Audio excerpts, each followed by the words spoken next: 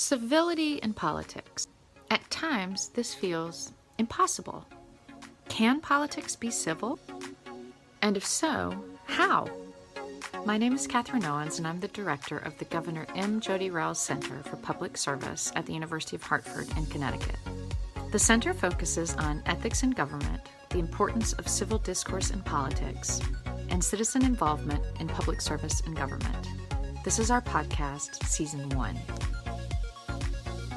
To begin this podcast series, we sit down with former Governor Rell to hear her story about the journey from volunteering locally to governing the state of Connecticut, what you can learn from an unintended pocket dial, and evidence that nice people can succeed in politics. So really nice to get the chance to talk to you, Governor, as always. Thank you. So can you tell me a little bit about how you got started in politics? I usually get the question, what's a nice person like you doing in politics? Politics isn't a bad word. I was the PTA mom, if you will. I was a reading volunteer with the little kids, and I always enjoyed that. My husband was very active in the volunteer fire company, and we had a ladies auxiliary. So you get the picture. It was a lot of local involvement, but I was very friendly with the previous state representative. In fact, I served as treasurer for his campaign a couple of times. And when he decided not to run again, I jokingly said, you know, David, if you don't run, I'm going to have to, because I think I'm the only person I know that could do the job. And he started laughing and he said, that's perfect, because you were the person I was going to ask to run. And you learn very quickly, you don't joke about things like that, because it's like the person that, you know, you volunteer, all of a sudden everybody else has taken one step back and you're left in the front row. But I did, I ran and I won. And I will tell you in advance here in this conversation, I could not have done it without my husband. He was an airline pilot. And so I thought, with his schedule, you know, it's crazy. The kids were like 10 and 13 and, you know, it's hard. And we were actually crossing the Tappan Zee Bridge coming back from Memorial Day in Pennsylvania, his family's hometown. And literally at the beginning of the bridge, I said, no, hon, I'm not going to do it. It's too complicated trying to work out schedules.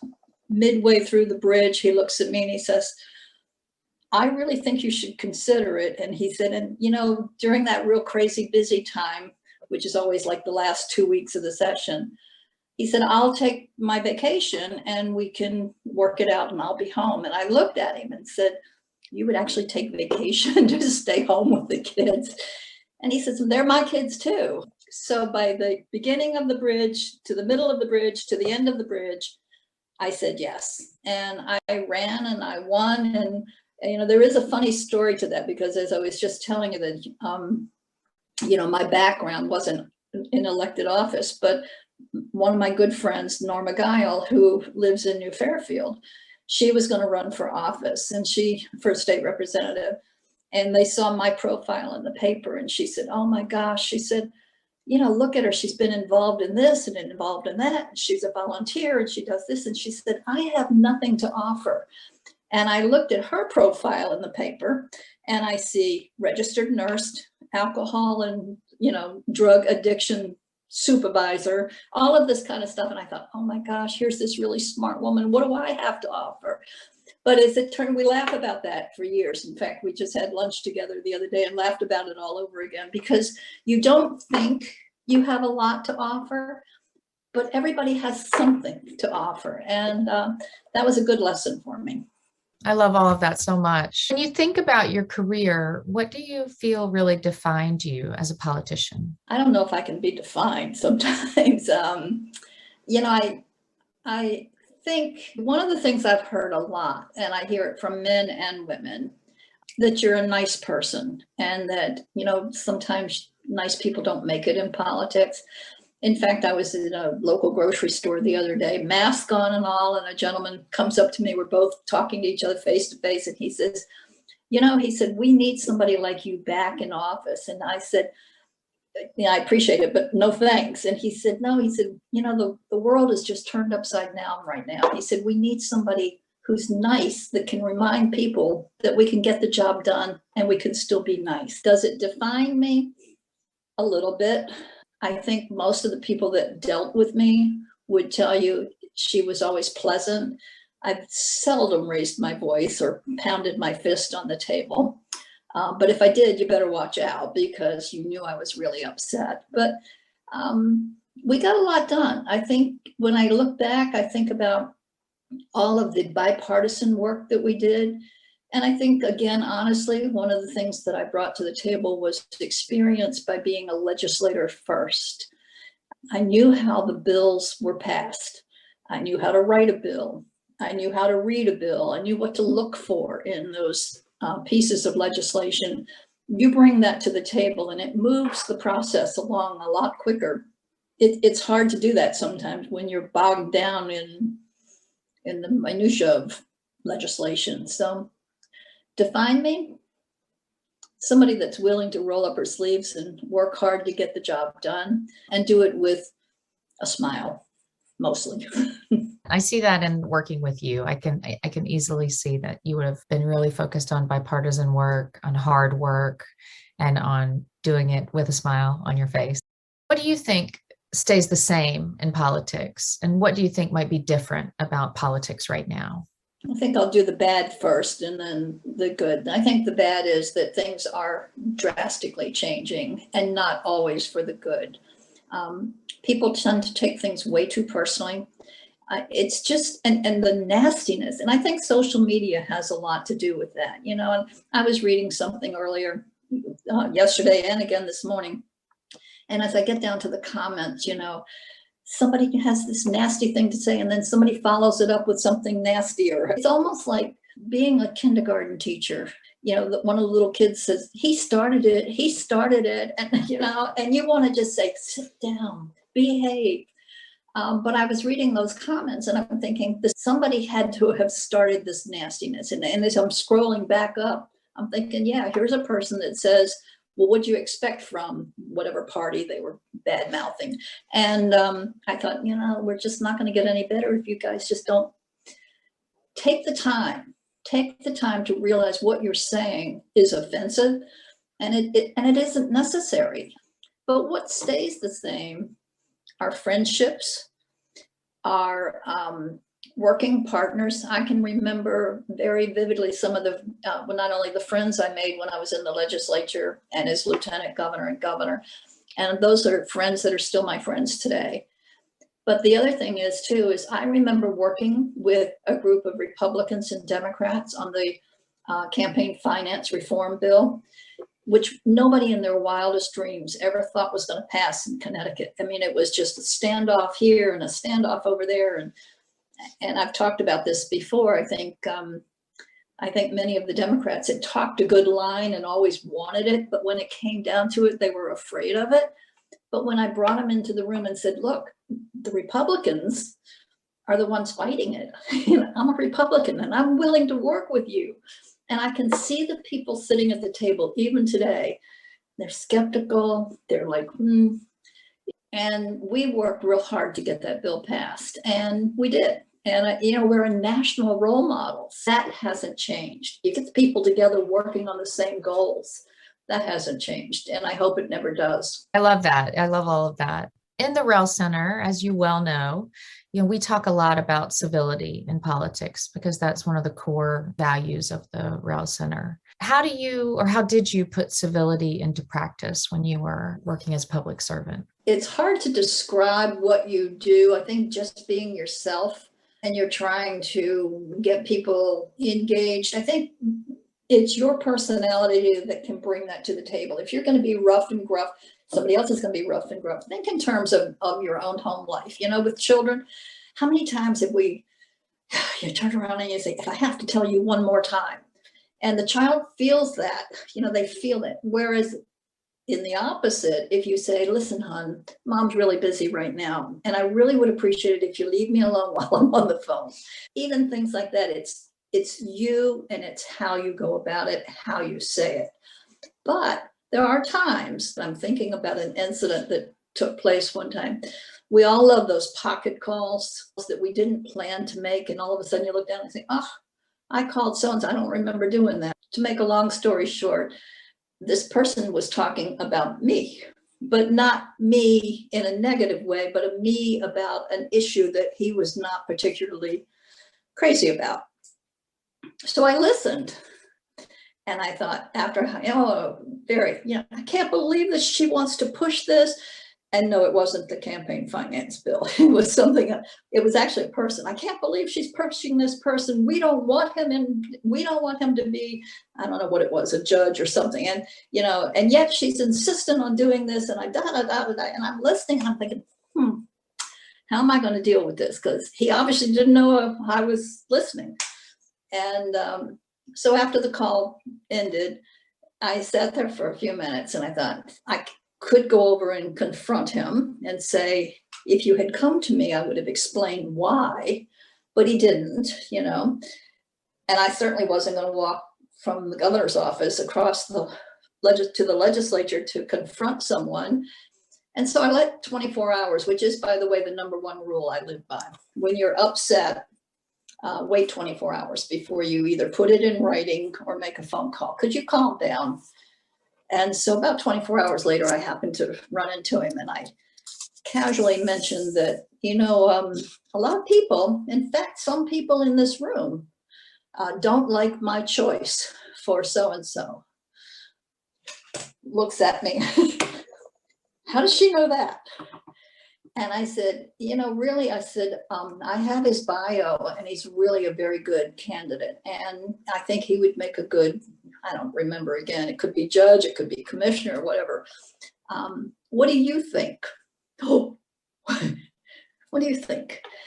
That, it may not be civility, but it is a way of putting people together, because he had no choice but to explain why he didn't like this. You asked the question, but you've done it in a civil manner, and you haven't embarrassed him. You haven't belittled him in any way. And frankly, you didn't spill the beans that he made a pocket call he shouldn't have done. Yeah, that's actually a really great example. And I can imagine that you asked him that, and then you also listened to what he had to say. Exactly. And I think that makes a big difference. I think people can feel that difference when you actually are trying to understand their point of view. And you bring up a good point too, Kat. Think about how many times and again, I'll get back to children, we hear them, but are we listening to them? It's classic. It truly is. How do you strike a balance between being civil while also standing up for the things that you think are important? I think defending things in a civil way will always be important. It's important to me, but I live by my principles. If I believe something very strongly, they come first. I mean, that's what I'm going to explain. And if it gets a little heated in the discussion, you just have to kind of pull back a little bit and say, this is why it's important to me. And again, it gets back to what we were just saying about listening. This is why I think that we need to go in this direction, or whatever it happens to be. Standing by your principles, standing by what you believe in, and standing by the truth. There's no seconding to that. A lot of people really just want to say, I actually had a meeting with the governor and this is what she said, or whatever. But one of the things my chief of staff told them in advance, there are two things you must remember when you visit with her. One, look her in the eye when you're talking to her, because she hates it when you don't. And two, don't ever lie to her, because you will not come back to the office ever. And I stand by that. And if I have to stand by that and live by that, I want you to do it as well. So you can do that. I mean, I wouldn't lie to you. And I think people respect that. And once they respect you and what you stand for, the rest of it will come. Thank you for that. That's really good to hear. Do you think being a woman might have helped or hindered your efforts to work with others in politics? To be perfectly honest with you, I don't think it made a bit of difference in most cases.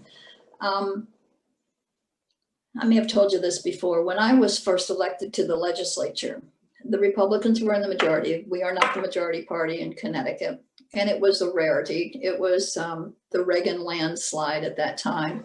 And so we had women who were offered and served in positions that had been traditionally male. We had a woman who was in charge of the finance committee. That means all the bonding money that goes out for roads and bridges and anything like that. We had a woman who was in charge of transportation committee. This is traditionally and predominantly a male dominated field. I mean, frankly, you could hear the whispers, what woman knows anything about building bridges, shutting down roads, putting, tractor trailers on the road. And yet this woman was fantastic doing the job. We had women in all non-traditional roles. I didn't know any different. I mean, I came in as a freshman and they were women of talent and smarts, and they were serving in all these roles. So it was just accepted. It wasn't a question, so I didn't think it made any difference. Were there times when you thought, yeah, I can read the faces of some of these gentlemen sitting in the office and they're thinking, yeah, she's going to be a pushover. She doesn't know what we're talking about,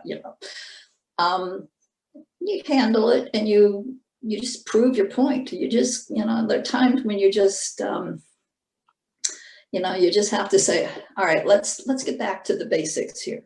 I remember when I was lieutenant governor. See, I tell stories all the time. I remember this. Governor had every Wednesday morning a leaders meeting. So the leaders from the Republican Party and the Democrat Party, the House and the Senate, the governor and the lieutenant governor met in his office. Well, they came in and the guys started talking about football, Well, what'd you think of this? And what'd you think of that? And Maura Lyons was the Speaker of the House. And she looked over at me and I looked back, and we knew what we were thinking. And at the same time, almost, I turned around and said, can we just get down to business? We have work to do here. It's like, we don't have all morning to sit here and talk football. And so things like that, you kind of got, do you play along with the male role of playing football and listening to their statistics? I got things to do. But women, we don't tend to do that. I like to stay focused and I like to stay getting the work done. I didn't think that being a woman made a big amount of difference. I think that for the most part, we have come to accept that women are quite up to the job and quite capable of doing the job. I agree. Yeah. And I love your stories. You should tell more stories. So, at the University of Hartford, we work with young people. What do you think is the best way for young people to get involved in politics? I say volunteer. You don't have to register with a particular political party. But if there is a candidate that you see that's running for office, call up the campaign. They usually have all the information in newspaper articles, et cetera. And they'll say, Jodi Rell is running for state representative in Brookfield. Join the campaign, and there's a telephone number or an email or whatever. Volunteer if you know that person and you feel comfortable supporting that person. Again, you don't have to lean towards party affiliation to get involved, but if you know you are leaning in that direction, that might help. Also, I'd say to young people, pursue your interest. If you are someone who is really dedicated to changing the way education is in your town, if you've seen, a lack of services, for example, at the local high school, whatever it happens to be, and you want to get involved in it, get involved. But I think young people need to volunteer. They need to identify, and they need to stand up for what they want to do and what they believe in. My final question is, what do you wish young people knew about politics?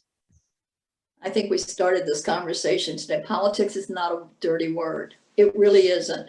And maybe if we rephrased it and said public service, all of us like people who are involved in public service. If you're doing something to benefit an organization, a community, a state, that's public service. We get this, connotation that says, oh yeah, they're all the same. They're all out to line their own pocket.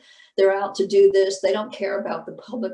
They do what they want to do. They don't care what we have to say. If you strongly believe that, then you run for office and change the system. And if you can't run for office or you don't want to run for office, pay close attention and call people out on it. Do we have bad politicians? Yes, we definitely do. Do we have bad priests? Yes, we do. Do we have bad school teachers? Yes. There's bad in everything. So you should be the good that makes a difference. There, I've said it. That's wonderful. And that's a really nice note to end on. Absolutely. Thank you for joining us for the Rell Center podcast. Thanks to Lon Seidman for technical support.